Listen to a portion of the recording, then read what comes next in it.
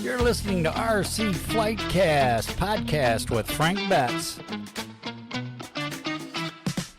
Welcome back to RcFlightCast, where we cut through the noise and give you the hands-on knowledge you actually need to fly, fix, and fine-tune your RC airplanes. I'm Frank, and today we're diving into something that's often overlooked until it bites you, and that's programming your ESC, or electronic speed controller. To match your setup and flying style, whether you're running a high-speed EDF jet or a slow-flying 3D profile plane, proper ESC settings can make or break your flight experience. What is an ESC? Well, let's start with basics. An ESC controls how power from your battery is fed to the motor. It handles acceleration, braking, timing, and even safety features like low voltage cutoff. Most brushless ESCs today are programmable, meaning you can customize how your motor behaves under different flying conditions. If your motor is cogging, cutting out mid-flight, or doesn't spool up like you'd expect, odds are your ESC settings aren't dialed in right. Programming your ESC usually requires one of these: a transmitter stick method, which is old school, using throttle inputs to set values, ESC programming card, quick and visual, plugs directly into the ESC. You get the USB programmer and PC software used for more advanced ESCs like those from Hobbywing, ZTW, or Castle Creations. And Bluetooth or app-based tools gaining popularity with smart ESCs from brands like Avian or Spectrum. If your ESC came with instructions, read them. Not all ESCs support all methods. Just thought I'd get that out there. So yeah, the instruction booklets you get are really detailed for the ESCs you get there. So go over them and figure out how you want to set it up for yourself. So you got your common programmable settings. Here's a breakdown of the most common parameters you'll want to dial in. You got your brake type and strength. Soft brake slows the prop gradually. Great for gliders. Hard brake locks it fast. Helpful for folding props. Off is best for EDFs or planes where you need constant thrust. You got your timing advance. Low timing equals cooler temps and longer life. High timing equals more power but more heat. Use low for 2-pole inner runners and medium to high for 14-plus pole runners. Outrunners. Sorry. Let's see. Startup mode. Normal is good for sport flying. Soft start is great for heavy planes or large props.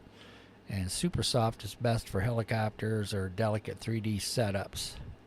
And then you got your cutoff voltage, LVC. Protects your LiPo by shutting down the motor. Set this to 3.2 to 3.4 volts per cell. Too low, you'll destroy your pack. An example for a 3S LiPo, that's around 9.6 to 10.2 volts. And the cutoff type, soft cut reduces throttle gradually. Gives you a warning. Hard cut shuts down instantly. Not great for planes, might cause a crash. PWM frequency, higher PWM e.g. 32 kilohertz equals smoother motor operation but more ESC heat. And lower PWM, which is say 8 to 12 kilohertz, is fine for basic setups. Use high PWM for smooth running high kV motors. BEC settings, if applicable. Some ESCs let you set the output voltage to your receiver. 5 volt, 6 volt, even 7.4 volt. Only use higher voltage if your servo and receiver can handle it. Then you got matching ESC settings to plane type. Let's match these settings to your type of plane.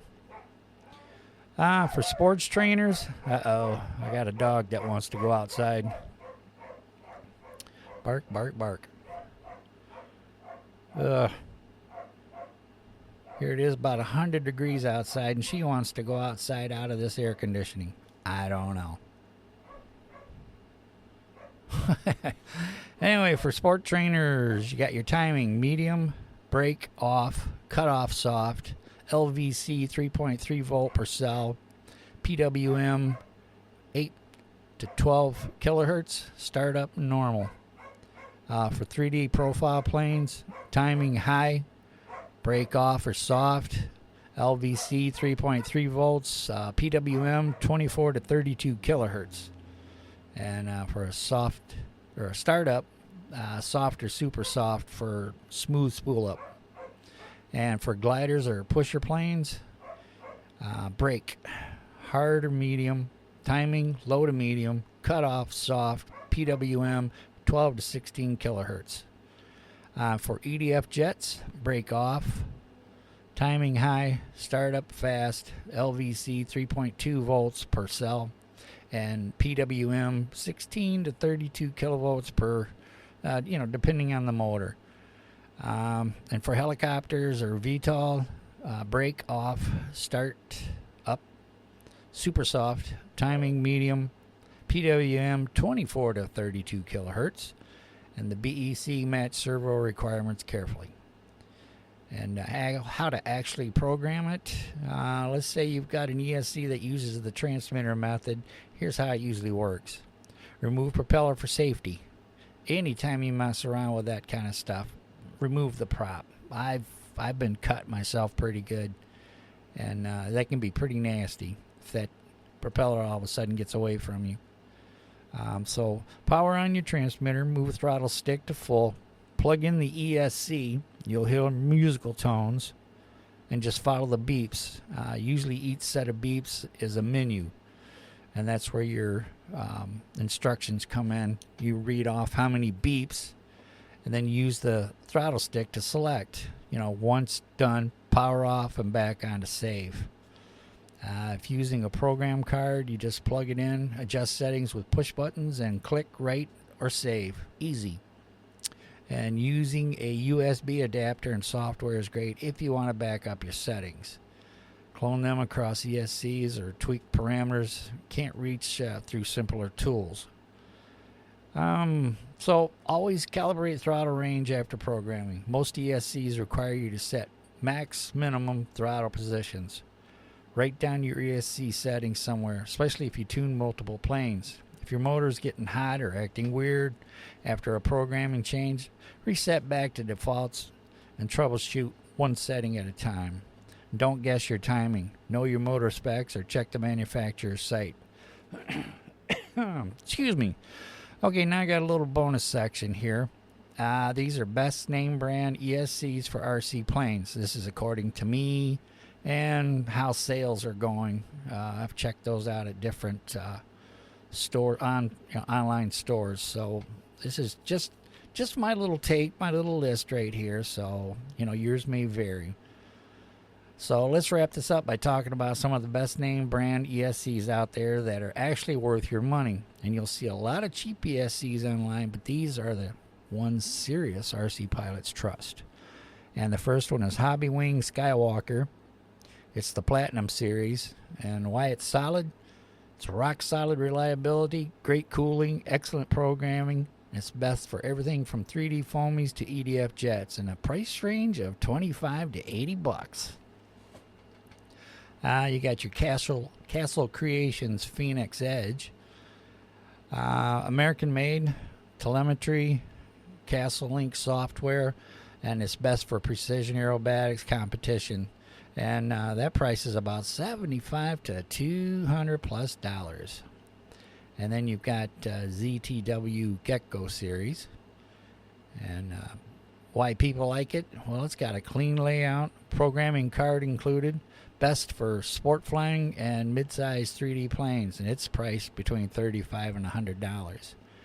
And then, of course, you got your E-Flight Avian Smart ESCs, and the reason they're popular is they got integrated with Spectrum gear, telemetry capable. They're best for hobby or Horizon hobby setups, price $50 to $110. And then you got Jen's Ace Bashing Series. Why mention it, you say?